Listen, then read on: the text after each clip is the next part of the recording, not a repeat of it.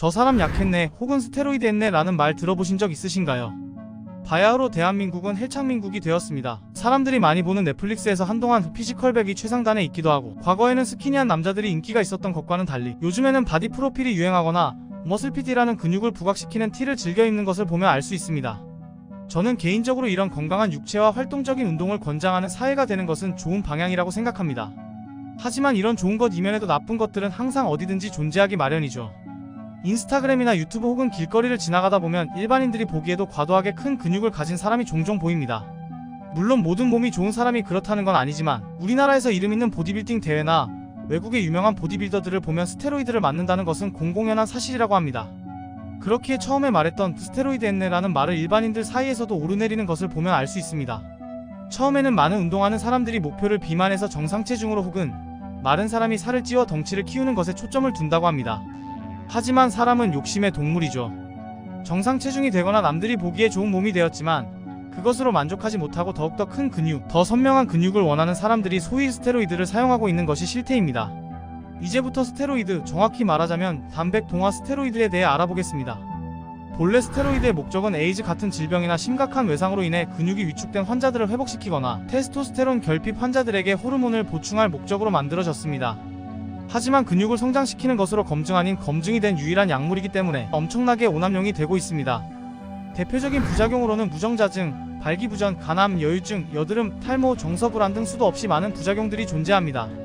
단 한 번의 사용으로도 영구적인 장애가 발생할 가능성이 높으며 특히 심장질환을 유발해 생명을 위험하게 만드는데, 이러한 이유 때문에 해당 성분을 과도하게 사용한 운동선수들이 심장마비로 갑작스럽게 목숨을 잃는 경우가 다수 발생하곤 합니다. 또한 근육이 커지는 것은 좋은데 커지면 좋지 않은 곳에 근육마저 커진다는 것이 엄청나게 큰 부작용입니다.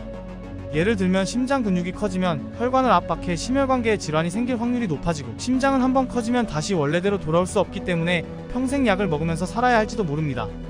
덩치가 엄청 큰 보디빌더들을 보면 배가 튀어나왔는데 복근이 있는 경우를 볼 수 있습니다. 그것은 내장의 근육 또한 커져서 복근은 있지만 그 안에 내장이 튀어나와 배가 있는 복근이 보이는 것입니다.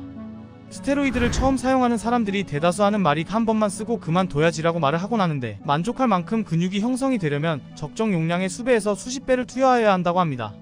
즉 근육을 만드는데 엄청난 물질인 건 맞지만 효과를 내려면 극단적으로 과량 투여해야 한다는 것입니다. 소량을 투여해도 위험한 스테로이드를 극단적으로 투여하면 어떻게 될지는 보지 않아도 뻔한 것입니다.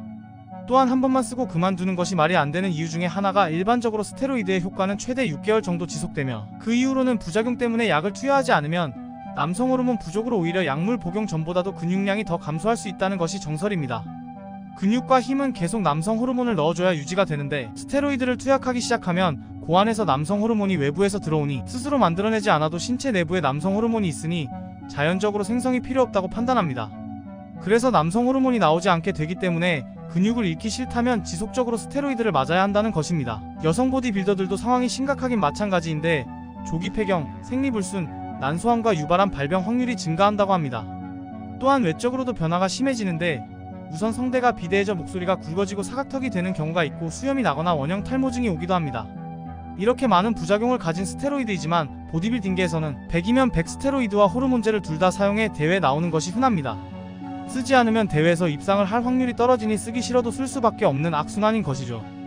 그래서 요즘에는 내추럴 보디빌딩이라는 대회가 따로 있을 정도인데, 이 대회에서조차 도핑 테스트에 걸리는 등 많은 말들이 나오는 것이 사실입니다. 더 큰 문제는 일반인들은 그냥 스테로이드를 남용하는 경우가 많다는 것인데, 당장 바디 프로필을 찍을 때조차 스테로이드를 사용하는 경우가 많다고 합니다.